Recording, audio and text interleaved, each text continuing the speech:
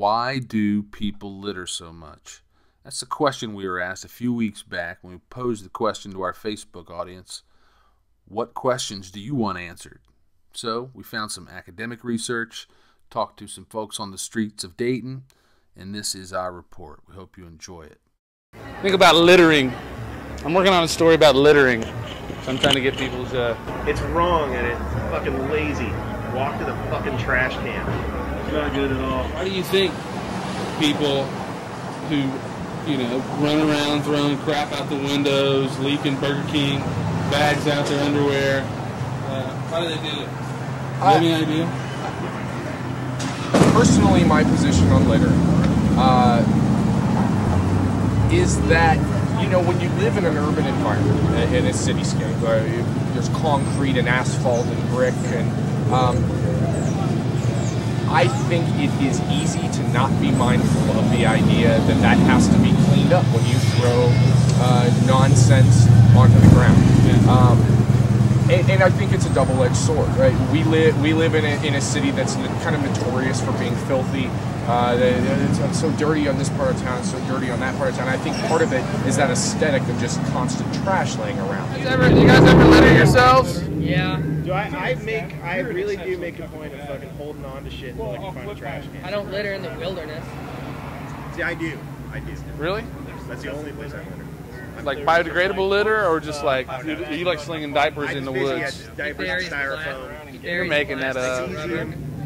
Cesium. I only litter biodegradable. On the opposite side of that spectrum is that in the last couple of years, I have noticed a huge presence in these Dayton ambassadors, the guys in the green shirts that are down with their buckets and their brooms and the trash cans, picking up after people that otherwise don't pick up after themselves.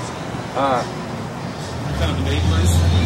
Well, either that or the litterers are the enablers to create a new job opportunity in Dayton, Ohio.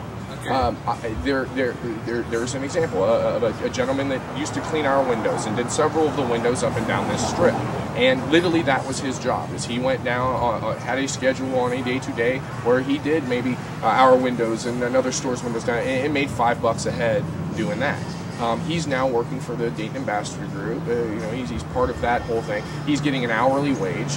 He's working all kinds of overtime, and really I have seen in that one individual a marked improvement in his just life. Because instead of hustling up windows to wash, he's got a legit 9-to-5 kind of job, a 40-hour plus week job. Isn't there like an ocean of plastic, like the size of Texas, or something the size of Texas made of plastic in the ocean? I'm waiting for when that becomes like a real hot button issue for a presidential campaign. Like when we reach the point where there's just no more room to put landfills. I'm waiting for the first presidential candidate to suggest shooting it out into space. At that point, I think I will feel secure in the fact that I can kill myself and no one will miss me. You live in an urban environment and you get comfortable to the idea that there's just stuff laying around all the time. I can see the absent-mindedness of littering. The ground's made out of concrete. Well, that's certainly not the ground. I might as well just throw my Burger King cup on top of it. Personally, I try to be mindful of the messes that I make. But I think that might have come from my upbringing and my personal beliefs on the way that the world works. That being said, I would probably personally be more likely to be mindless about where I throw my garbage in a city than I would say in a suburban environment or in a rural environment or the woods. When I go camping and stuff, I'm very careful about policing up and picking up. I don't leave cigarette butts. Social psychologist Robert Cialdini tried to find out the answer to the question, why people litter. He placed flyers under the windshield wipers of cars and waited to see what drivers would do with them. Cialdini made arrangements so that before reaching their cars, some people would see someone, an associate, walk past them, pick up from the street a bag from a fast food restaurant, and throw it in the trash can. Of the group who both saw the responsible behavior and noticed the flyers, almost none threw them on the street. In the control experiment, with no one showing responsible behavior, over 1/3 of the drivers threw the flyers on the street. University of Dayton professor Daniel C. Fouke who responded to us via email, said that this suggests that the primary reason people litter is because others do and because there are no social norms that disapprove it. Singapore has very strict laws against littering that they rigidly enforce. People willingly obey these laws because the government has explained why they are important. In our society, we could try to construct a norm of morally disapproving littering, but to do so we would have to draw upon other values that we presumably all share. For example, most favor clean rather than dirty parks. Most probably agree that it is unfair to make someone else clean up a mess they were not responsible for creating, etc. To construct a norm against littering would require us to articulate and express such values and rebuke those who violate them for antisocial behavior. This could be done through media campaigns, civic organizations, and governmental statements of policies. It pisses me off that it's not really even like a big deal. If you got a fucking cart at Kroger and you're like a couple feet away from the thing where you're supposed to put the cart, just walk it over there and put it in the fucking thing. Yeah. Why is that so different? There's a segment of American society to where walking really anywhere more than the distance they would normally walk between the sofa and to wherever in the room that the TV clicker is. They'll walk that far, and that's pretty much that's topped out on the energy. I feel sorry. Energy max. I feel sorry. You know, when you're looking at the ground and going, well, that's not really the ground, that's the sidewalk. That wasn't put there. You know, these sidewalk panels could be considered littering, I'm sure, by some extremists, by some people who make that leap.